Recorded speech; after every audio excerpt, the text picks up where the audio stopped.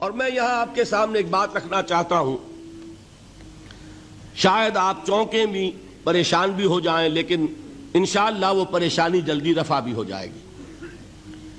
دیکھیے، ہمارے جو اسلاف ہیں، صحابہ کرام کے بعد ائمہ، یہ ہمارے اسلاف میں چوٹی میں ہیں۔ ان اسلاف میں، ان ائمہ میں دو بنیادی قسمیں ہیں، ایک محدثین اور ایک فقہاء۔ محدثین، ان کا کام کیا تھا؟ قرآن تو اللہ نے خود جمع کر دیا تھا، میں پہلے دن بیان کر چکا ہوں حضور کے سیرہ مبارک میں۔ حضور نے صحابہ کو اسی ترتیب سے قرآن پڑھا دیا اور سینکڑوں صحابہ نے یاد کر لیا۔ پھر جو کمی اگر رہ گئی تھی، کتابی شکل میں حضرت ابوبکر لے آئے۔ پھر اگر اس میں کوئی فرق پڑ رہا تھا پڑھنے کے انداز میں، تو ایک کتابت کے اوپر جمع کر دیا حضرت عثمان نے۔ بات ختم ہو گئی۔ خلافت راشدہ میں قرآن کا معاملہ تو محفوظیت کی آخری درجے کو پہنچ گیا۔ اب اصل مرحلہ کیا تھا؟ حضور کے اقوال مبارک کو جمع کرنا، ان کو بھی تو سمیٹنا ہے نا۔ صحابہ ہیں، منتشر ہو گئے ہیں، کوئی صحابی کوفے چلے گئے، کوئی صحابی دمشق چلے گئے، کوئی کہیں چلے گئے، کوئی کہیں چلے گئے۔ میزبان رسول جو ہے وہ دفن ہے قسطنطنیہ کی فصیل کے باہر، حضرت ابو ایوب انصاری رضی اللہ تعالی عنہ۔ اب ان سب کے پاس، کسی کے پاس اتنی احادیث، کسی کے پاس اتنی احادیث، ان کو جمع کرنے کا کام، پھر چھان پھٹک کرنے کا کام، پھر مرتب کرنے کا کام، یہ کس نے کیا؟ محدثین کرام نے۔ بہت بڑے محسن ہیں اس امت کے محدثین کرام، پوری زندگیاں کھپائیں۔ ایسا بھی ہوا ہے، ایک صحابی مدینے سے چلتے ہیں، ایک محدث مدینے سے چلتے ہیں، انہیں معلوم ہوتا ہے کہ ایک صحابی دمشق میں ہے، ایک حدیث وہ بیان کرتے ہیں، ذرا باریک بات ہے، سمجھ لیجئے گا۔ ان کو وہ حدیث معلوم تھی، لیکن وہ حدیث 3 راویوں کے راستے سے آ رہی تھی۔ ان کے پاس جو حدیث تھی وہ 2 راویوں کے حوالے سے تھی۔ اب وہ جاتے ہیں اور وہ بیت المقدس کا اور وہ دمشق کا سفر کرتے ہیں صرف اس حدیث کو سننے کے لیے، سواری سے اترتے بھی نہیں۔ میں نے سنا ہے آپ حضور کی یہ حدیث بیان کرتے ہیں، جی ہاں، ذرا مجھے سنا دیجئے۔ سنا دیا، ویسے ہی اپنے اونٹ کی جو ہے گردن موڑ لی کہ واپس، بھائی اترو، ٹھہرو، قیام کرو۔ نہیں، میں صرف ایک حدیث رسول تم سے سننے کے لیے آیا تھا، میں اپنے اس سفر میں کوئی اور مقصد جمع نہیں کرنا چاہتا۔ یہ کام کیا محدثین نے۔ بہرحال میں اس وقت جمع و تدوین حدیث کے موضوع پر میری گفتگو نہیں ہے، لیکن چونکہ ہمارے اس جدید دور کے فتنوں میں ایک فتنہ ہے انکار حدیث کا۔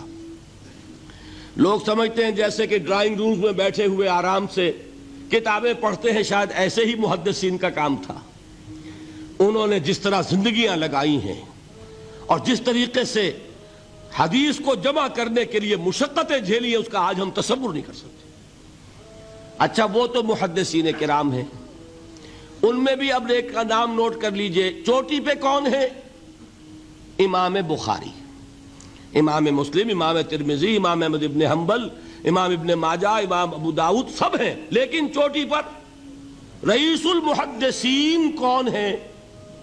امام بخاری۔ اچھا، اب تیسرا طبقہ ہے ہمارے ہاں، دوسرا، وہ ہے فقہاء۔ قرآن بھی جمع ہو گیا، حدیث بھی آ گئی، اب اس سے احکام نکالنے بھی تو ہے نا، استدلال کرنا ہے، حدیثوں کو جوڑنا ہے، قرآن کے ساتھ ان کا ربط تلاش کرنا ہے، اور پھر کوئی حکم تلاش کرنا ہے، اجتہاد کرنا ہے۔ یہ کام جنہوں نے کیا انہیں ہم کیا کہتے ہیں؟ فقہاء کرام۔ اور ان میں بہرحال جو لوگ یہاں جمع ہیں، مجھے یقین ہے کہ وہ اس بات کو تسلیم کرتے ہوں گے کہ ان میں چوٹی پر ہیں امام ابو حنیفہ رحمۃ اللہ علیہ، امام اعظم۔ ٹھیک ہے، کسی کی رائے ذرا مختلف بھی ہو سکتی ہے، کوئی شافعی مسلک کا ہے تو امام شافعی کو بہرحال وہ اونچا درجہ دے گا، مالکی مسلک کا ہے تو امام مالک سے اسے زیادہ نسبت ہے۔ لیکن واقعہ یہ ہے پوری دنیا نے تسلیم کیا ہے کہ قانون کا جتنا سینس امام ابو حنیفہ کو ہے، قانون ایک علیحدہ شے ہے، اخلاقیات علیحدہ چیز ہیں، ایک شے کا اخلاقی تقاضا کچھ اور ہے، قانونی تقاضا کچھ اور ہے۔ آپ کو کسی نے تھپڑ مارا، اخلاقی تقاضا کیا ہے؟ معاف کر دو بھائی، اور قانونی تقاضا کیا ہے؟ جوابی تھپڑ رسید کرو، اس لیے کہ اگر یہ نہیں کرو گے تو اس کی ہمت افزائی ہوگی، یہ کسی اور کو بھی تھپڑ مارے گا۔ قانون کا تقاضا یہ ہے، السن بالسن، دانت کا بدلہ دانت، والاذن بالاذن، کان کا بدلہ کان، قانون یہ ہے۔ اور اخلاق کا تقاضا کیا ہے؟ وَإِن تَعْفُوا وَتَصْفَحُوا وَتَغْفِرُوا، اگر تم بخش دو، معاف کر دیا کرو، لوگوں سے درگزر کیا کرو، فَإِنَّ اللَّهَ غَفُورٌ الرحیم، تو اللہ بھی تو غفور الرحیم ہے۔ تقاضے متضاد ہو گئے کہ نہیں؟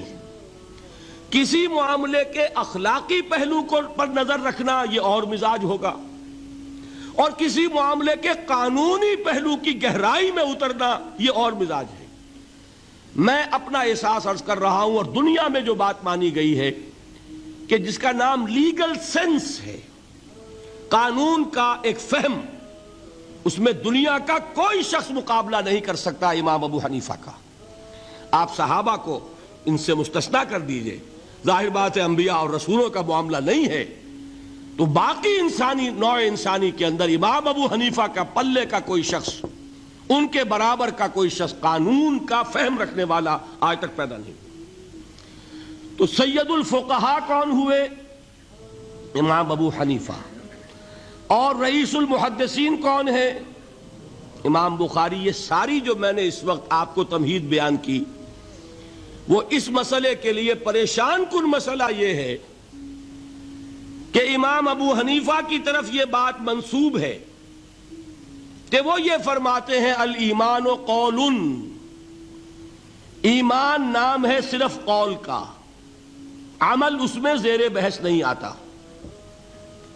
ولا یزید ولا ینقص، وہ ایمان نہ گھٹتا ہے نہ بڑھتا ہے۔ ایک سٹیٹمنٹ سمجھ میں آ گیا نا؟ اب دوسرا سٹیٹمنٹ سنیے، وہ ہے امام بخاری کا، رئیس المحدثین کا، الایمان قول وعمل، ایمان نام ہے قول اور عمل کے مجموعے کا، قول اور عمل دونوں چیزیں ایمان میں شامل۔ وَيَزِيدُ وَيَنْقُصُ، وہ گھٹتا بھی ہے بڑھتا بھی ہے۔ ایک مسلمان کو پریشان ہو جانا چاہیے کہ نہیں؟ ایمان جیسی بنیادی بات، سارا قصر تو یہیں سے تعمیر ہونا ہے، جڑ بنیاد ایمان ہے۔ ایمان کے بارے میں کوئی 14ویں صدی کے 15ویں صدی ہجری کے کوئی علماء ہوں، بڑے سے بڑے ہوں، ان کا اختلاف ہو جائے تو تشویش نہیں ہوگی۔ یہ کن کے درمیان اختلاف ہو رہا ہے؟ رئیس المحدثین امام بخاری اور سید الفقہاء امام ابو حنیفہ۔ اور کتنا بنیادی اختلاف، بظاہر متضاد باتیں، بظاہر کہہ رہا ہوں میں نے کہا تھا مجھے پہلے آپ کو پریشان کرنا ہے، پھر تاکہ آپ کی سمجھ میں بات آئے یہ پریشانی رفع کیسے ہوتی ہے، اسی سے علم میں اضافہ ہوتا ہے۔ بات جو ہے وہ گہرائی کے ساتھ سمجھ میں آتی ہے کہ مسئلہ پہلے سامنے ہو۔ مسئلے کی اہمیت سامنے نہیں ہوگی تو آپ توجہ اتنی نہیں کریں گے۔ تو دیکھیے تضاد کتنا ہے، بعد المشرقین جسے کہتے ہیں ہم اپنے محاورے میں، کہ ایک مشرق کی بات ہے تو دوسری مغرب کی ہے۔ الایمان قول، نہیں، الایمان قول وعمل، تضاد ہے نا۔ لا یزید ولا ینقص، نہیں، یزید وینقص۔ تو یہ تو معلوم ہوتا ہے کہ بہت زبردست اختلاف ہے جو حل نہیں ہو سکے گا۔ اللہ تعالیٰ کا شکر ادا کرتا ہوں، اس نے اس کا حل سمجھایا۔ اور کیسا سمجھایا؟ میں پورے انشراح صدر کے ساتھ کہہ رہا ہوں، اس میں کوئی تصنع نہیں، کوئی تکلف نہیں۔ میرے نزدیک دونوں باتیں 100% درست ہیں۔ یہ نہیں کہ 50% یہ درست 50% وہ درست، نہیں، یہ بھی 100% درست، یہ بھی 100% درست۔ فرق کیا ہے؟ محل مختلف ہے۔ امام ابو حنیفہ قانونی ایمان کی بات کر رہے ہیں اور امام بخاری حقیقی ایمان کی بات کر رہے ہیں۔ قانونی ایمان کے اعتبار سے 100% درست ہے یہ بات کہ وہ صرف قول ہے، عمل نہیں، زیر بحث آئے گا۔ ایک شخص نماز نہیں پڑھتا کافر نہیں ہے، نماز کا منکر ہو جائے کافر، زکوٰۃ نہیں دیتا فاسق ہے، فاجر ہے، کافر نہیں ہے، زکوٰۃ کہہ دے کہ ہے ہی نہیں دین میں، کافر۔ فرشتہ کس نے دیکھا، کیا پتا کیسا ہوتا ہے؟ حضور نے بھی اصل فرشتہ اپنی اصل ملکی شکل میں صرف 2 دفعہ دیکھا ہے، ورنہ تو انسانی شکل میں آتا تھا یا نظر ہی نہیں آتا تھا۔ 2 باتیں تھیں، وہی ہو جاتی تھی، نظر کوئی نہیں آتا تھا، یا انسانی شکل میں نظر آیا۔ اصل ملکی شکل میں حضرت جبرائیل کو 2 مرتبہ دیکھا۔ وَلَقَدْ رَآهُ بِالْأُفُقِ الْمُبِينِ وَلَقَدْ رَآهُ نَزْلَةً أُخْرَى عِنْدَ سِدْرَةِ الْمُنْتَهَى، ایک مرتبہ افق مبین پر دیکھا، ایک مرتبہ سدرۃ المنتہا کے پاس جبرائیل اپنی اصل شکل میں ظاہر ہوئے۔ اب ظاہر بات ہے ہم نے تو نہیں دیکھا نا، لیکن ہم مانتے ہیں جبرائیل کو، مانتے ہیں فرشتوں کو، نہیں مانیں گے کافر ہو جائیں گے۔ تو معلوم ہوا کہ قانونی ایمان جس پر دار و مدار ہے کفر اور اسلام کا، اس کا کل دار و مدار صرف قول پر ہے، ماننے پر ہے، اقرار باللسان پر ہے۔ یہ بات آپ نے سنی ہوگی، امام ابو حنیفہ کا قول ہے 100% درست کہ گناہ کبیرہ سے بھی انسان کافر نہیں ہوتا۔ کبیرہ گناہ ہے، شراب پی ہے، کافر نہیں ہے، حد لگا دو۔ حضرت عمر نے اپنے بیٹے پر حد جاری کی، ایک مرتبہ مصر میں حد جاری ہو چکی تھی، لیکن حضرت عمر کو احساس ہوا کہ وہاں شاید رعایت کی گئی ہوگی خلیفہ کے بیٹے پر حد جاری کرنے میں، لہذا پھر بلایا اپنے پاس اور دوبارہ حد جاری کی۔ حد جاری کرو لیکن کافر نہیں ہوگا۔